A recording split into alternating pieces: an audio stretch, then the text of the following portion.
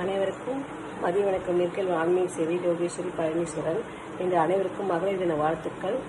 எல்லோரும் தைரியமாக, நிதானமாக, விவேகமாக செயல்படணும்னு என்னுடைய ஒரு வேண்டுகோள்.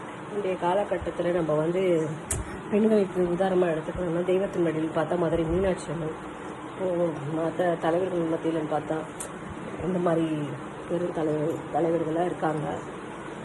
பட் நம்மளால் என்ன முடியுமோ அதை நல்லா தைரியமாக செயல்படணும்.